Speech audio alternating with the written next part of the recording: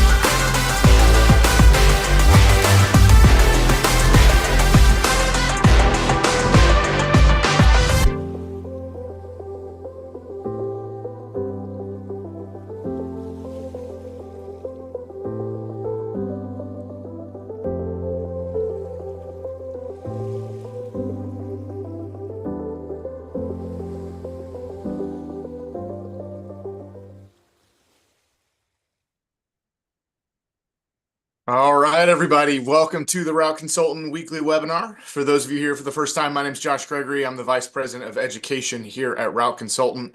Our team ran hundreds of routes across the country in both P&D and line haul, and today these webinars are a place for us all to come together to learn, and for both new buyers looking to get into the space for the first time to really have some clarity on what this space is and help you answer those intro questions.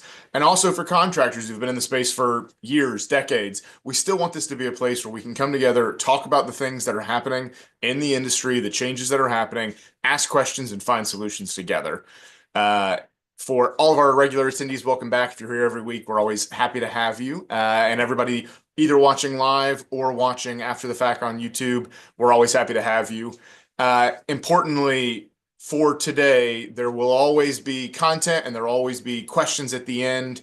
As I'm talking today, you can ask questions at any time in the little Q&A button at the bottom of the window. You can type those questions, whether they're questions about what we're talking about today from a content perspective or anything about the space as a whole. We're going to try to answer them to the best of our ability. But I do have a quick disclaimer to read, as I do every week. So Route Consultant is not endorsed by and is not recommended by Federal Express Corporation, FedEx Ground, or Amazon. Route Consultant is not sponsored by, is not approved by, is not associated with, and has no connection whatsoever with Federal Express Corporation, FedEx Ground, or Amazon. So Oh yeah. So just like I said, content is the main focus at the beginning of today. We're gonna go over some things that we want to talk about for this week, and then I'll go over the new events, the new listings that are coming up, and then like I said, we'll open it to pure Q&A in as much time as we have left and answer as many questions as you all have. So, today, from a content perspective, what we really want to do is dig into growth a little bit in the P&D side, both what it can look like, and then when that growth happens, how do you take advantage of it? How do you make yourself ready for them even before those opportunities ever pop up?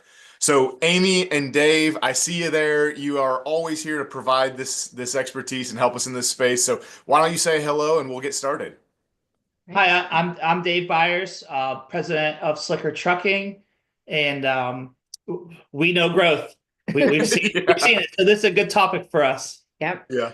Dave and I work together. I handle the Amy Byers, by the way. I handle all of the personnel standpoint, financials, kind of back office, and Dave handles more of the trucking on contracting and operation side on the FedEx side. So we both manage all of our P&D. So we have 4 P&D contracts.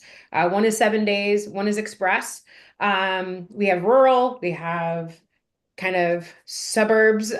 We have kind of a mix, a lot of hybrid, but we do have some that are super, super rural, like 300 miles a day kind of rural. We also have line haul. We do city work and local line haul. We have FedEx Express. So we're kind of in this one FedEx. We've kind of grown into it as the brand has, but we didn't start out that way. So, yeah, Yeah. so Perfect. Now, just so that you all know, I'm working from home because in classic Nashville fashion, we had like the threat of snow, everything shut down. I did wake up and I saw some snow on the road and I was like, oh, okay, I'm trapped for the next few days. 11 o'clock today, everything is clear. So that's the way it goes. you're We take it. I'll be back tomorrow. I know that you guys have had some weather that's been a little bit more than Yeah. clear in 2 hours. Yeah, we've had 8 weeks of crazy weather, so we're Yeah. hoping we get a little bit of a break this weekend, though. Yeah, the joys of the logistics space is you get to drive in every condition. Yeah, That's right. yeah, they don't packages don't wait. Yep. That's for Yep. sure. So, like you guys kind of introed there, you've been doing this for a long time. What types of growth have you guys experienced over the year that kind of led you to where you are today? Huh. Well, let's start at the beginning. Back in 2008, when I got my first route, I purchased it. Mhm. There was an older gentleman who had some health issues. He was looking to retire. I was just a driver at the time, and I bought that route. And then from there, I ended up buying a second route, and the growth kind of started from there. As your zip codes grew and the volume grew, FedEx would add routes. So they, like, my second route that I had purchased grew and split. So that became like an organic growth for us. So that grew. We went from 2 routes to 3 routes, and then we bought out a group of routes from a contractor, which then some more growth came organically through the FedEx world. And then over the years, we did a lot of buying, trading. So the organic growth happened. Yep. But we did like some kind of crazy deals, trade 2 routes for 1 route, because I saw the growth that was going to happen from being more like country, and people were moving out of Cleveland, so they were moving farther south, and there was a lot of farmland, so I knew it was going to grow and kind of take off. So we jumped into that, and we had a lot of like rural routes, which have now exploded into housing developments. And Yeah. so we've seen 2 kinds of growth. We've seen the growth from package growth, and we've seen the growth from housing developments getting built in Yeah. our area. So we've seen it, kind of taken advantage of it, and we're ready for it. We always kind of set up to be ready for it. We say the route that Dave drove in 2008 is now covered. We still own that area almost 19 years later. And right now we have almost 11 drivers covering the same territory that he and like one other sup covered. That's And the sup crazy. was literally just like holidays and like weird Yeah. times. But it was one geography that Dave covered, that we now have 11 drivers kind of covering that and some of the small ancillary areas in the outside. So just to give you an idea of kind of what organic growth looks like or can look like, that's one of those. We also grew from a diversification standpoint, right? We went into line haul. It was just a couple individual line haul runs, and then we took on some city work, and we took on more runs and bought runs.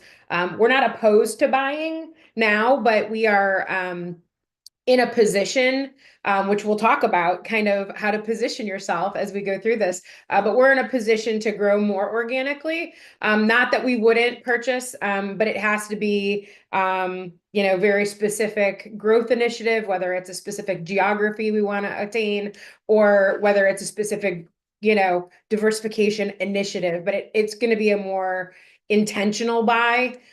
Whereas some of our organic growth, that kind of just takes on its own path.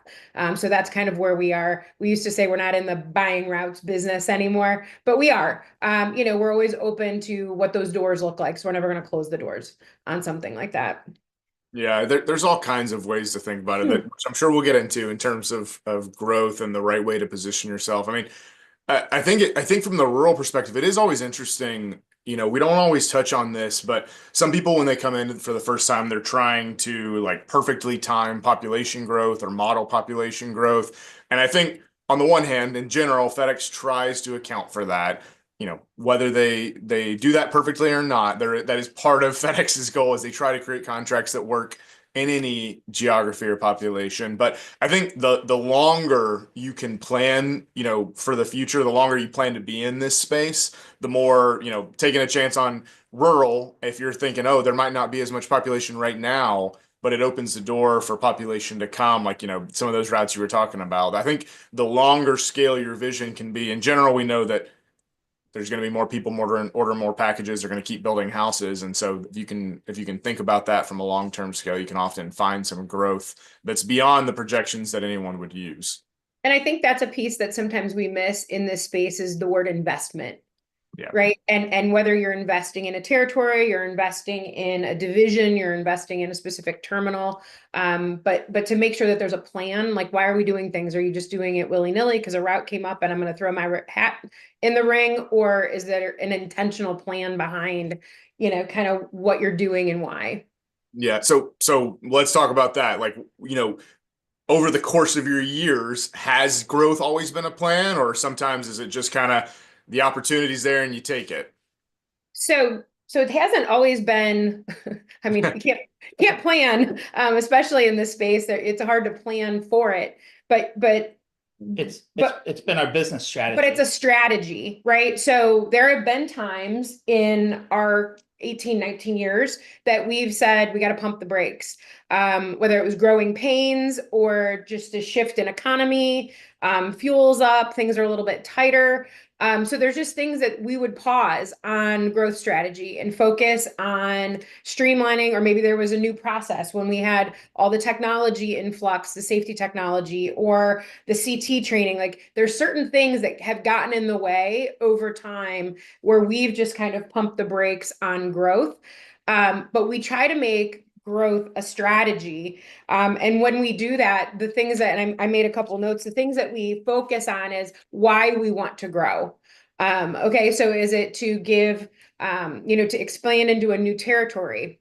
Is it to, which again, barrier to entry says you can get into P&D faster than you can get into line haul. So we've gotten into some P&D terminals knowing that our ultimate goal is to grow our line haul in that terminal. So we're going to kind of take one on the chin, right, on the P&D side and start there first, because it's our foot in the door. We can meet the managers. We can, kind of make those, forge those relationships. Can you grow in your current state? And in your current state, how much can you take on? Okay, so that's a strategy as far as scalability. Like, I can take on 3 more drivers where I'm at right now. Or what would I need to take on more? So if it ended up being 5 more routes, would I need another BC? Would I need, what does that look like? If we went 7 days, what would that look like? If we took on Express, what would that look like? And then should we get bigger? or should we diversify? Whether that's diversifying into a different terminal. So so say we're 10 routes in terminal A, do we go 15 routes in terminal A, or do we go 10 routes in terminal B? So there's always strategy as to why we're doing things. And then what would bad growth look like? So we've seen this where contractors are doing great with 10 and go to 15 and didn't have the infrastructure to support the 15, and then they lose it all, right? Or they end up getting cut back because FedEx says, whoa, you were great at 10, but now at 15, we're starting to see some concerns. So that's what Dave and I look at bad growth. Or maybe it's a more challenging territory, or maybe it comes with a handful of really challenging drivers.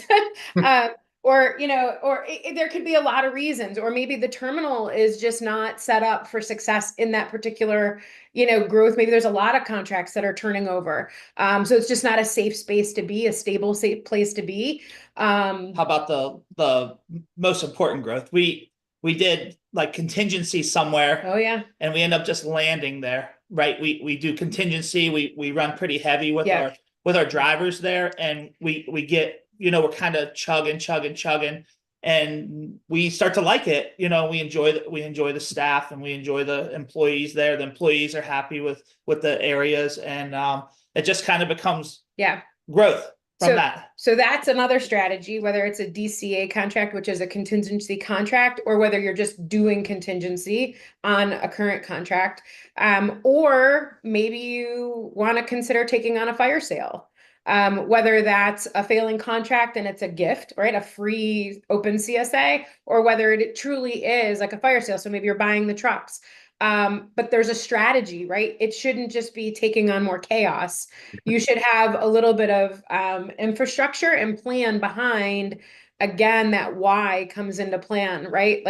And sometimes your why, sometimes the opportunity presents itself, and then you got to back into the why, right? Sometimes your strategy isn't necessarily ahead of what's coming. There's been plenty of times where we've been provided with an opportunity, and we talk about it, and we're like, ooh, that's a lot. So let's take a look and see, out of our current staffing, what we can do to kind of leverage some expertise in what we do at Slicker, and get that streamlined without impacting the other contracts negatively. So there's that, oh sure, they just left us, right, to go do this new thing. So we have to put a strategy in place. And right now we are in a place where we are open to growth, P&D, line haul, and custom critical. So we've structured ourselves in 25, and we've had meetings with our teams to talk about what growth would look like in 2025 and what we're open to. Yeah, I mean, this is so huge, just having a plan and a strategy, because I see it all the time where people grow because, more revenue and so more money, but there's often a cost. There's always a cost for more revenue. And it's more about, can I handle that revenue efficiently as I am now? Or are the costs going to be higher, but the potential value in the future makes it worth it? So like what you talked about, if I'm going into a new terminal to get a footprint and it's going to be expensive in the short term, but then I can have a contract there, it's going to be worth it. Or, at the same time, you may have a growth opportunity that is at a terminal that you don't want to be in. Like, there were plenty of times where we ended up in a terminal or knew a terminal that we ended up having to pull out of or turn down opportunities because we knew that the climate wasn't worth the cost for us to operate there.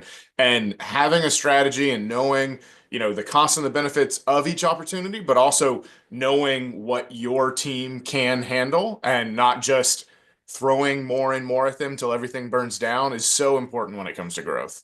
Yep, absolutely. So you mentioned it a little bit, but are there growth areas that you guys are digging into right now? And what have they been like recently? Have they just popped up? Like, what's been kind of what you've seen right now in the market?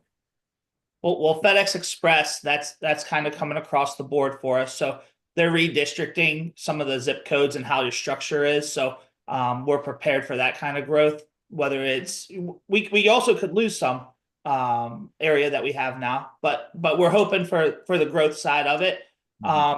If there's a local contractor that's kind of unstable and they want to downsize, we can be there to kind of scoop that up and take that over.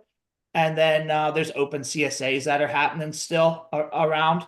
So we're always prepared to take, even if it's just a little chunk, to help out there to maybe make that other one a more manageable size to be awarded to somebody else, or we could throw our hat in the ring for it if we're small enough and we want to be interested in that. And then line haul growth, that's always kind of right up there for us too. We're pretty big in the line haul world, but we're always looking to kind of grow in the line haul space as well, in any aspect that we can get our foot in the door there. Could you touch just quickly on, so you talked about an open CSA. If you're a current contractor, what does the process look like to take on an open CSA? Do you still have to apply? Is it, what are kind of the steps that you all go through if you take on a new CSA like that?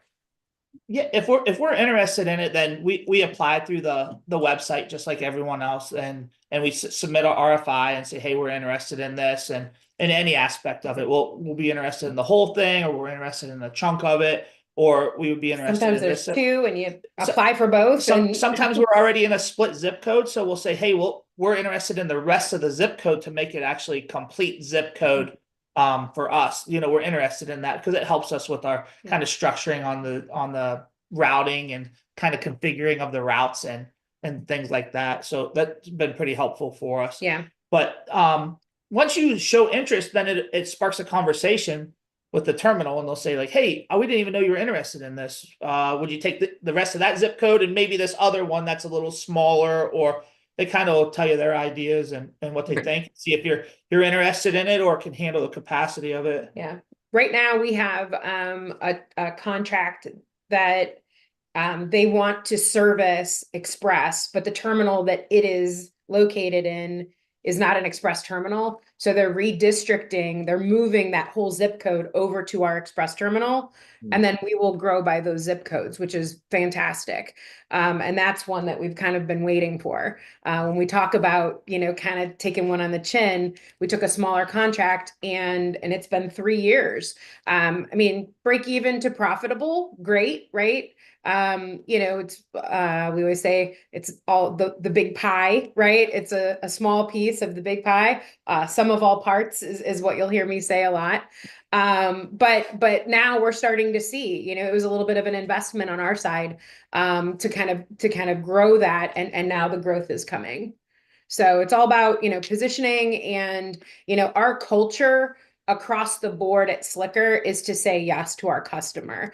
And I know, we get all the feedback of, kissing butt, or, you're the man, or whatever that looks like. But at the end of the day, they're our customer, right? So you service your customer just like you would if you went to a restaurant. They're your customer, good customer service. So we try to say yes. We train our drivers to say yes, to be helpful, to be a team, team approach to our brand and theirs. And it pays off, so it's just about kind of being ready for that growth when it happens. Yeah. Yeah. And at the same time, not getting, not having your eyes too wide and getting too excited about that growth opportunity, because like we talked about before, you can be an amazing contractor with 10 routes and fail at 15 if you're not ready. Yep. So some things that we've been doing, we always help our neighbor. If we have extras, we will. We've been willing to swap and recut and trade, which is not easy. And sometimes when we've owned this one area, it's like our Cleveland area, it's our kind of flagship P&D terminal. And when they wanted to cut it, we were like, oh, no, that's right? That's our stuff. But we leaned in and we, when it was that ground overlap, we recut, we redistrict, we kind of moved things around, but we showed that we were willing. It wasn't 100%, oh, well, we'll take whatever you give us. There was a conversation, but we came in with open eyes and kind of an open mind and said okay, we get why you want to swap and why you want everything contiguous. So we'll do it. And then again, having those conversations where we ask. So as Dave said, we were in a contract for a while and we were like, hey man, this is what we want, right? Like we have 900 stops in this contract, a little bit smaller than we would really like. We would really like to be at 1,200 stops a day. Yeah. And that seed is planted now with the terminal manager, right? He knows. So now when something comes up, he's like, oh, I know who will take that little chunk, right? Or if another contractor's struggling with, again, those 15 routes that he took on, but he was successful at 10, maybe it's okay for him to back off a little bit, and we'll be there to kind of catch those additional stops because we're ready for them. And then the open CSA emails, Josh, as you pointed out too. So those are going to come through electronically. The application process, you just basically click on the link and fill out the opportunity, your interest in the opportunity, and then that will kickstart, obviously if you're in good standing at home, and kind of what that looks like. They'll consider you, and then you kickstart that whole negotiation process. Yeah, always fun. Yeah.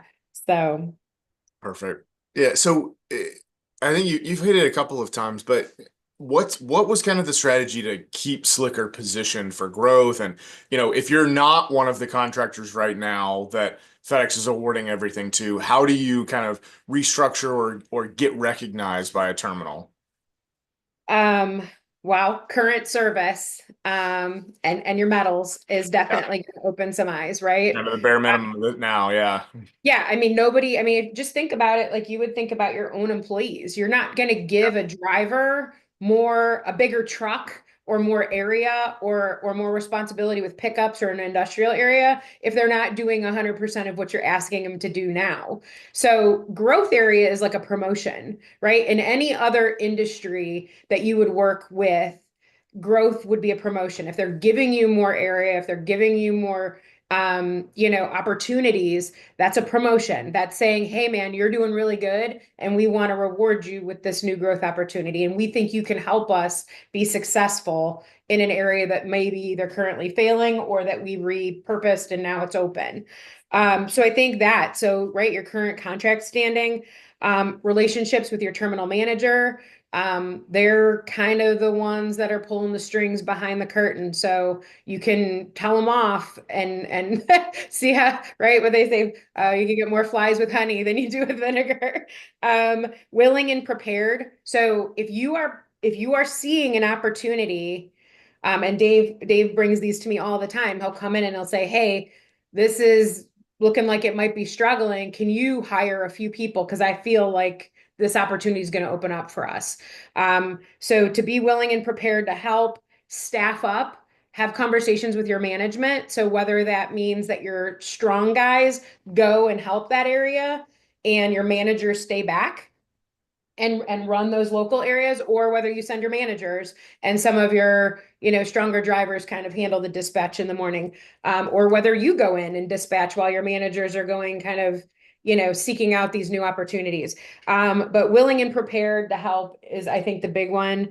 Company culture, again, across the board, our company culture is that FedEx is our customer and we're going to service that customer. So if you want to scream at them and throw a box and do all that inside your truck privately, but when the team comes and says, hey, can you take this one box, or hey, can you do this, or even on our line haul routes, this guy didn't show up today, can you sweep this pickup? Yeah, we can, we'll figure it out, we'll do it.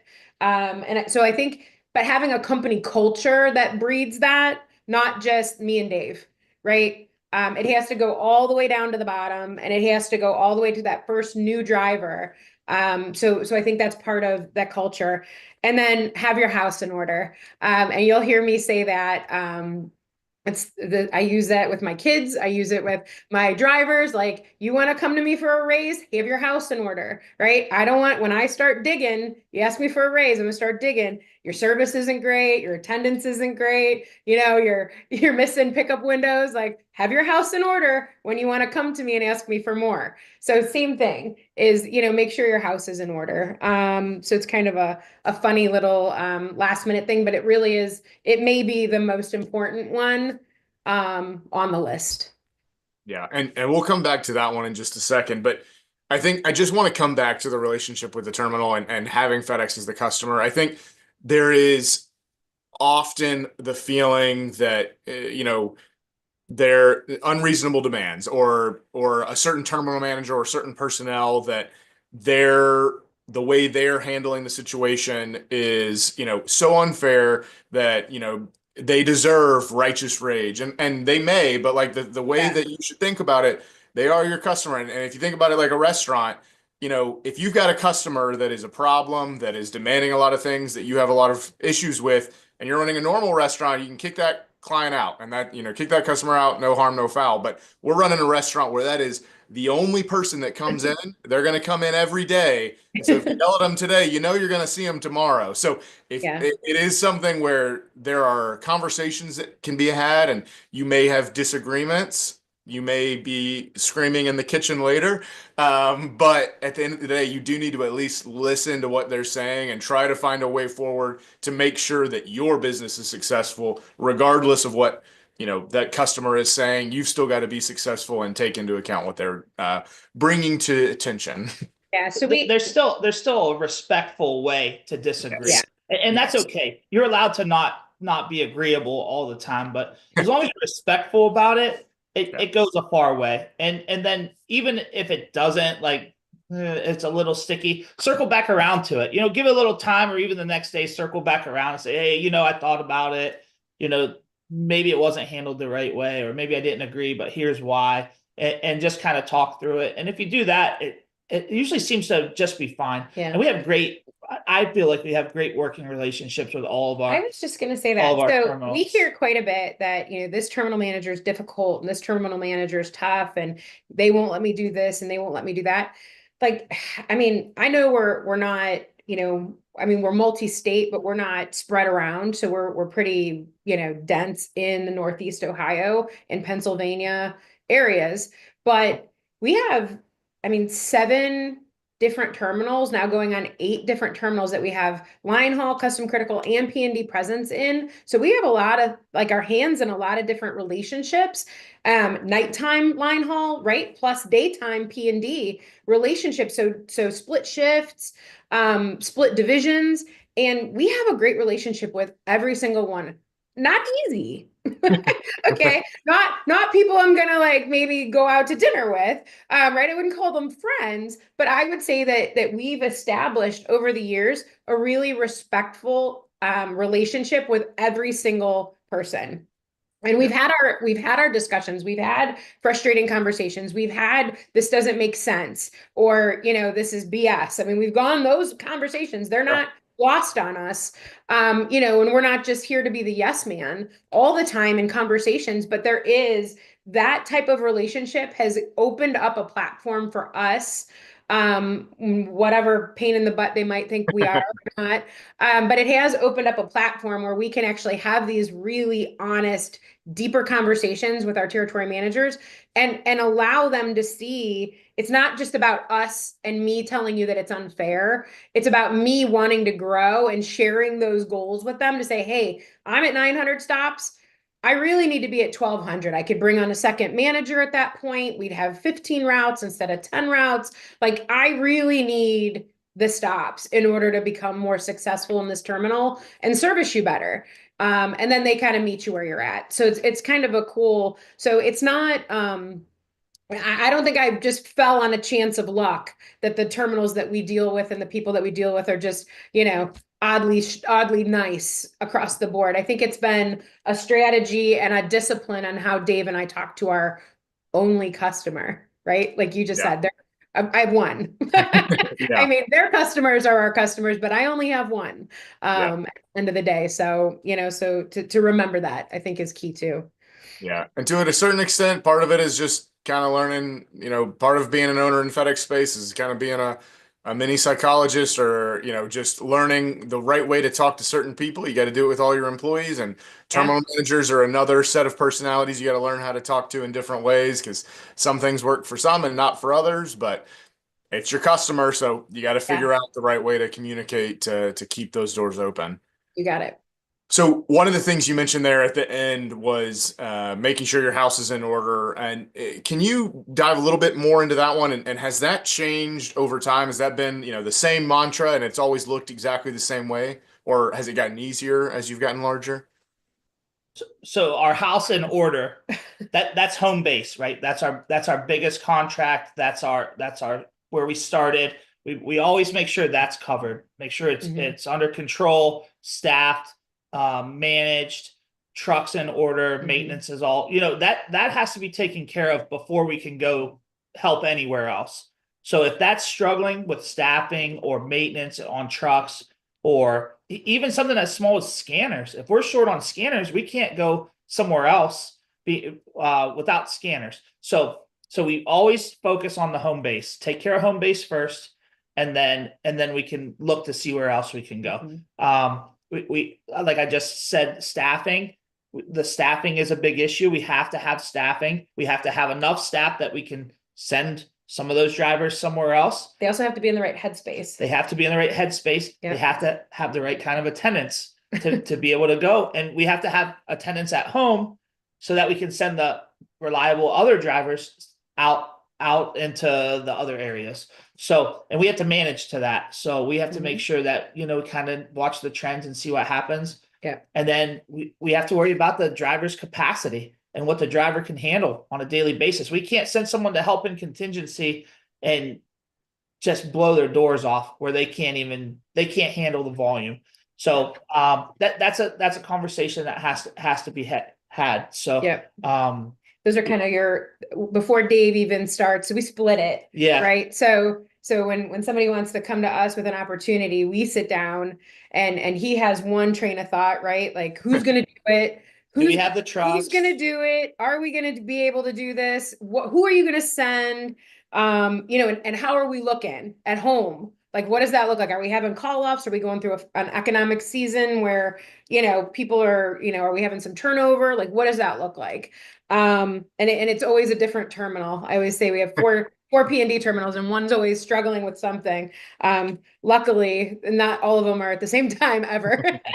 And knock on wood, right? Yeah. Then my side of it is like the financial stability. So this is where, when I talk about, keeping my house in order, our good credit standing, making sure our bills are paid on time, because I know that if there's a growth opportunity, I'm gonna have to buy scanners, I'm gonna have to buy trucks, I'm gonna have to, buy technology or increase our technology footprint with, our betters, and then we're gonna have to hire. So all of those things cost a lot of money, and that's where sometimes those growing pains come in. If you're not financially stable, and have that bandwidth to grow, have those positive relationships with finance companies, be able to, turn. Dave and I, we paid cash for a lot of things up front when we were younger, and in this space, because we didn't have a ton of credit. And this was before banks and creditors and finance companies were even hip to how FedEx worked.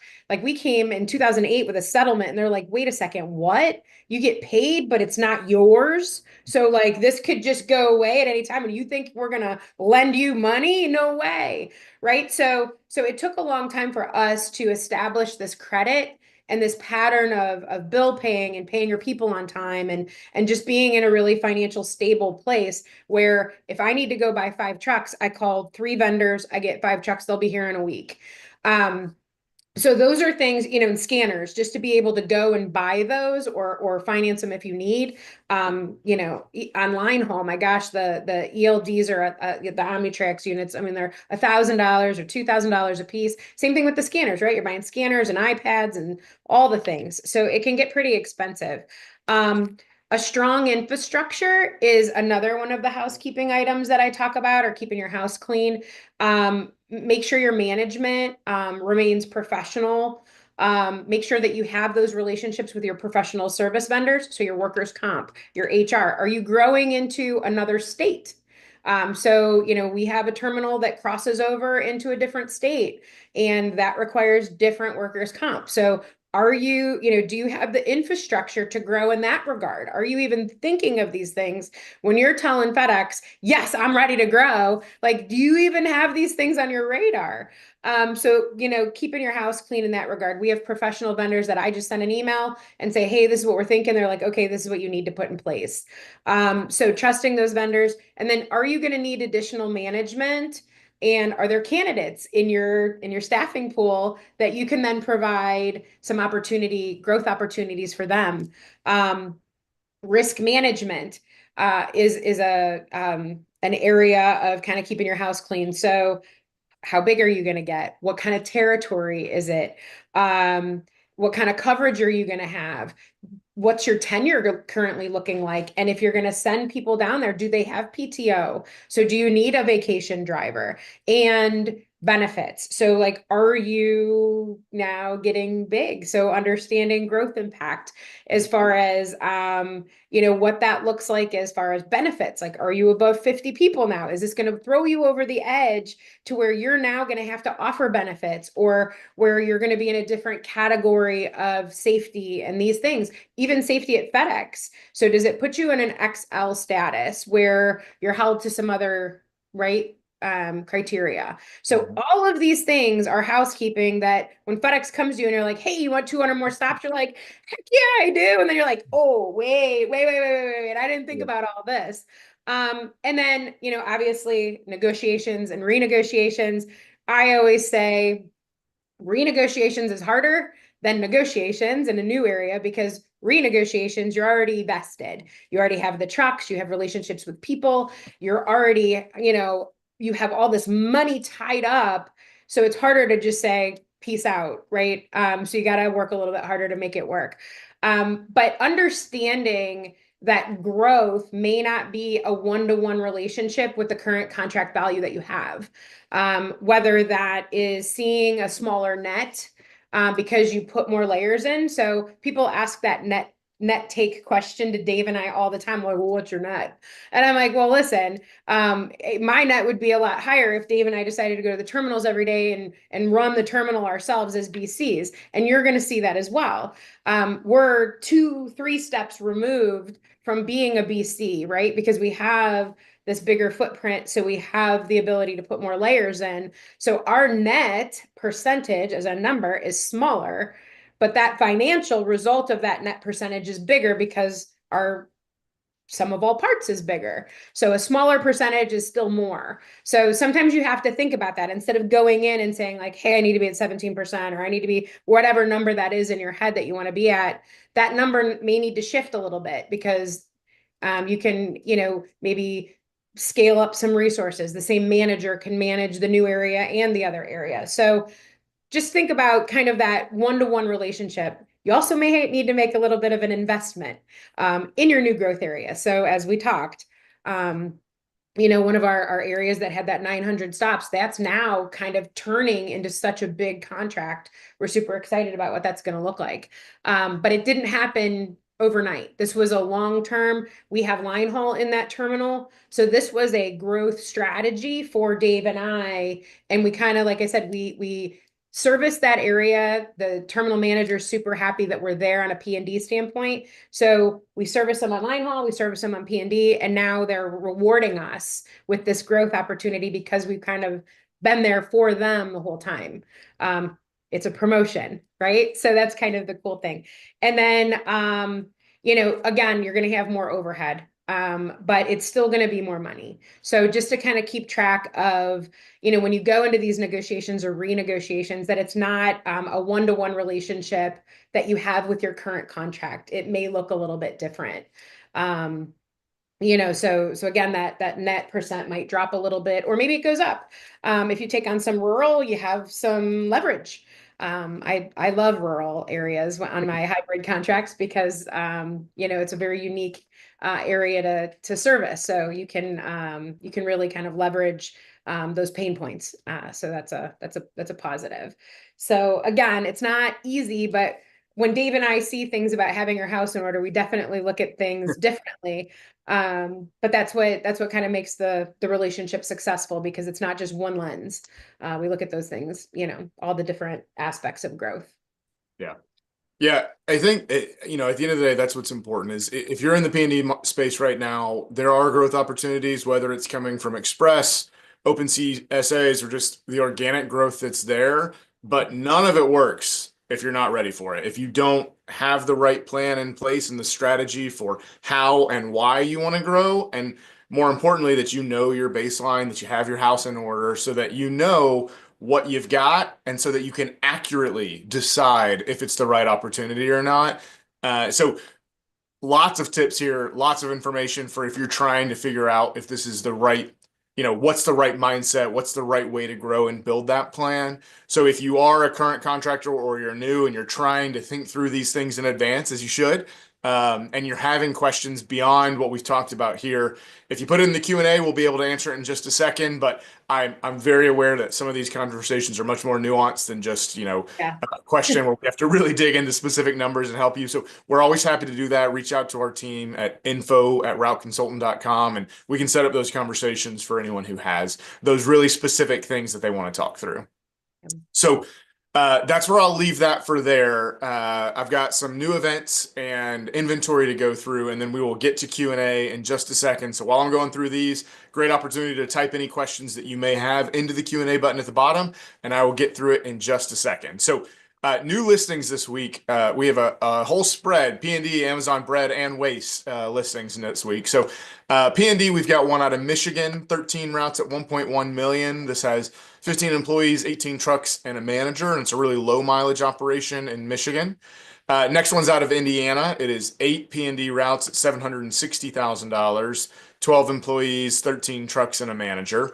Next one's out of Northern Kentucky. This is 14 routes at $2 million. So a larger profitability business here, 16 employees, 18 trucks, and 2 managers.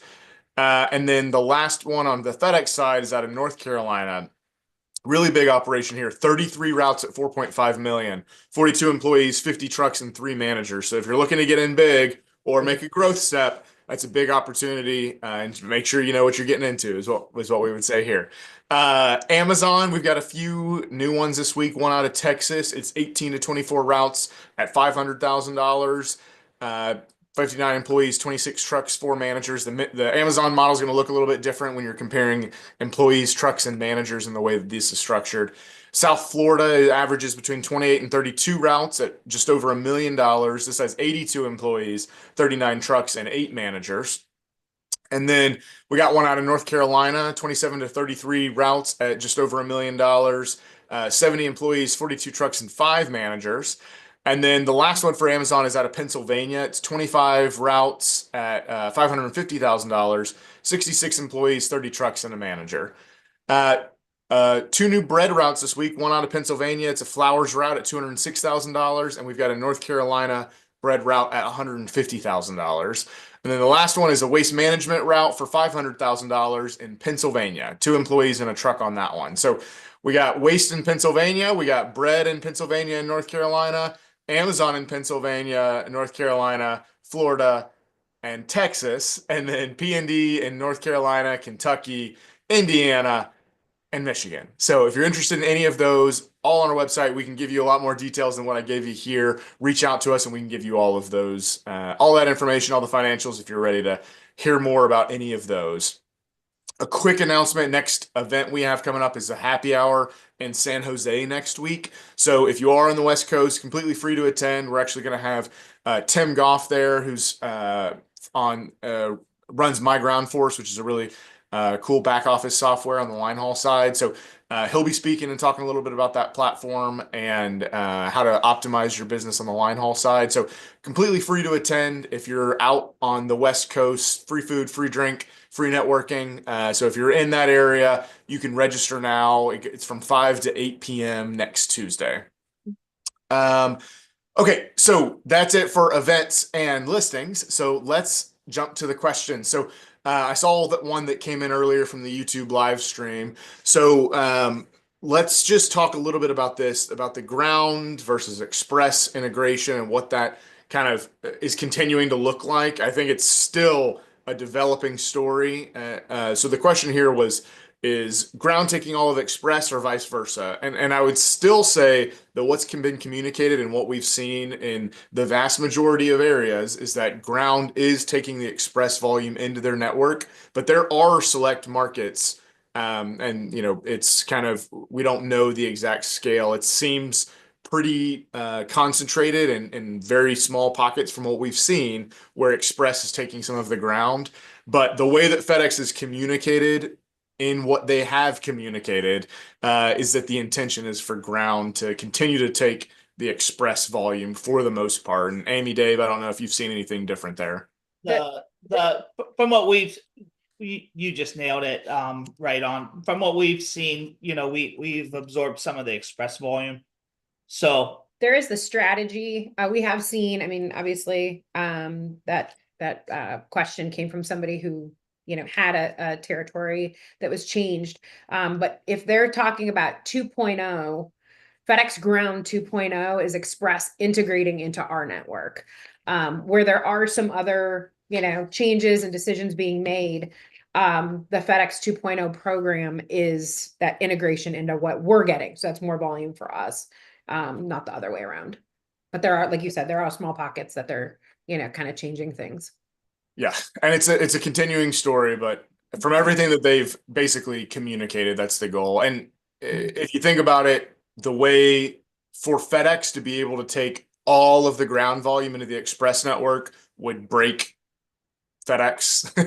So it's not a possibility. It's just something where in certain markets they've made the calculation that for whatever reason on their back end it makes sense for them to run for Express to take Ground. But the amount of employees and trucks and inventory and headaches that FedEx would have to take on to be able to pull all of the Ground into Express is just, that's not FedEx's strategy at all. It's just they're trying to find the best way to run their network, and in some areas, some small areas that we've seen, it made sense for Express to take some Ground. Yeah. So this is an interesting one, and I know that there's a big spectrum here. So what is the duration between each of the growth opportunities? Like, how long do you wait before you take the next step? So make sure yeah. So you gotta make it all depends on how smooth your current operation is, right? So we were able, and sometimes, like Dave said, when we first started, the zip codes were splitting, right? So you're gonna have growth that has nothing to do with FedEx's gift or opportunity for you. That's just economic growth. We saw it in COVID. We saw it just this November with the change in some of our economic and government happenings. We had this big push in December. We have tax season coming. So there is growth that's going to happen, whether you like it or not. And that's just good, right? That's just good volume. So that's one thing that you don't get to pick when that volume comes. That's kind of just an economic uptick. And it does fall sometimes. But then the growth areas of like when you should wait or how long you should wait, I don't think there's like a real, wait till you're in it a year. I mean, I would say you need to wait till you're good at it before you grow. I mean, just like I use that example about a driver, right? I have drivers that start with me and in 1 month, they are as proficient as someone that's been with me a year, right? Just they get it, smart, just have what it takes, boom. They would get promoted sooner than maybe somebody that's a little bit slower to the take. So I would just say that kind of is the same concept. If you think about growth as a promotion and as an opportunity, you flip that question right back at yourself and say, am I ready? And all those things that we talked about today. But don't be afraid to say I can't, right? Like this isn't a good time. Like I'm just not there. Service is going to be number one, right? Your safety, your staffing, where their headspace is, where your headspace is, where your financials are. Are you able to take on these trucks successfully? Because don't forget, you buy 5 new trucks and you can't handle it, they're going to take it from you. Right. So when people are like, oh, I don't know why out of nowhere they just took it. No, they didn't. They're having conversations with you about whether or not you're able to continue to service these areas.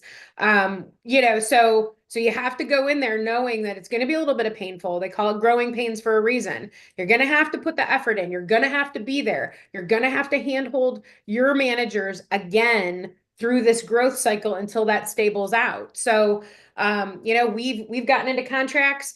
And right around stand up, they're like, hey, can you take this other area? And we're like, sure.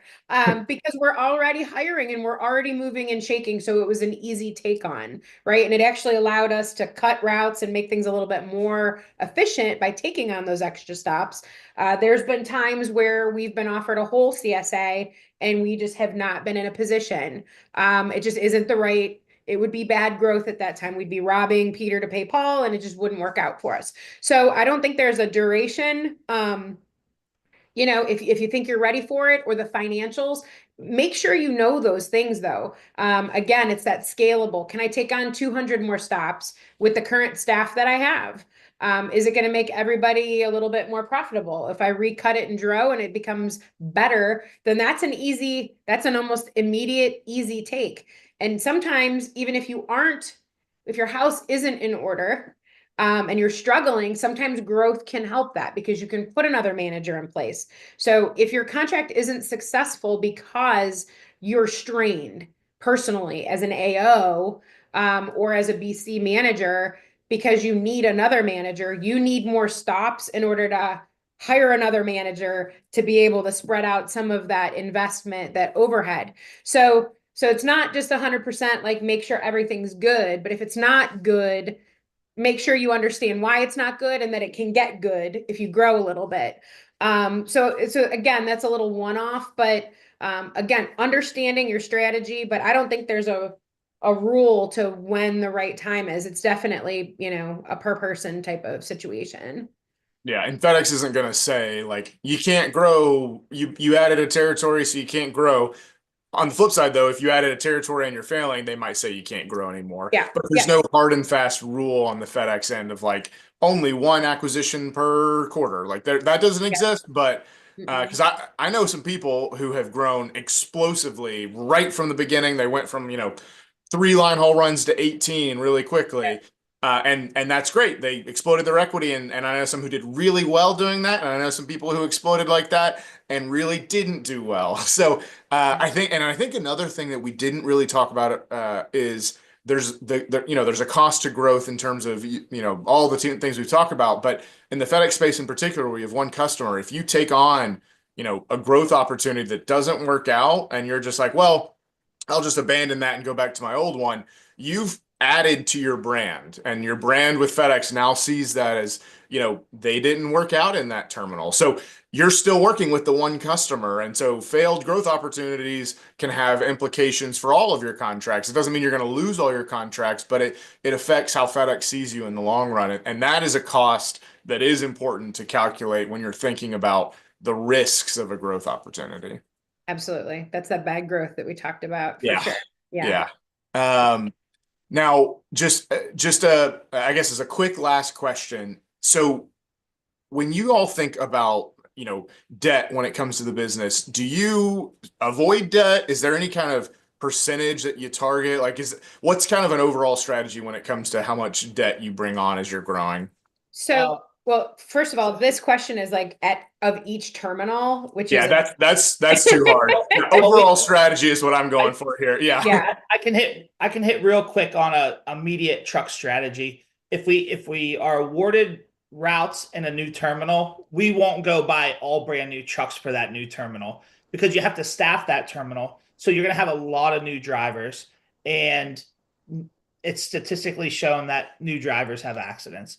So what we'll do, we'll replace some of our fleet in our existing terminals with new trucks, and we'll take our used trucks and move some of those to the new growth opportunity. So we'll put those in there, so that way we don't have kind of the accidents. We're not tearing up the brand new trucks. We also reward our existing drivers with those newer trucks. So that changes the game with kind of being a multi-contractor, right? Because we move equipment and we kind of change things. We have a strategy as to where the debt sits. It sits in one of our more metro standard areas too, because that gets less miles, less wear and tear. It's not rural. They're not getting beat up and bumped around a lot. Tenured drivers. More tenured drivers, because it's our oldest contracts. We have drivers that are 6, 7, 8, all the way to 12 years with us. So I mean, just in general, that contract's a little bit more, senior. It's a more, it's our flagship, as we said. So that, to say that contract absorbs, has more debt to revenue ratio is off, because we do that intentionally. Whereas the new contract has all these kind of older trucks that may be paid off, where that one would be a little bit better percentage. So we have to look at things as kind of an overall contract. So it's a little bit different. We know that there's contractors out there that lease everything. Yeah. So that's going to be debt all the time. Whereas we have our own maintenance shop. So our debt to income ratio is definitely a little bit different on that side. We had to make a huge investment, but it's paying off in the savings of maintenance and in the turn and the quality of maintenance. So there's a lot of different things. It's the same conversation we get into these. It's not a one size fits all. Same conversation with net revenue. People are like, well, how do I maximize my net revenue? And I'm like, well, go there. Yeah. Get in a Fire truck. your PC and Yeah, you don't have really, to really be there want to every day. Yeah. maximize. If you really, really, really want to maximize, then run it and drive. You're not going to be, the growth opportunities are going to be less Yeah. in that regard because you're not going to be able to manage it. You're not going to be able to focus, but your revenue will be great. Your net will be great until, things start dropping. But I think in general, those questions are just a little bit more fluid.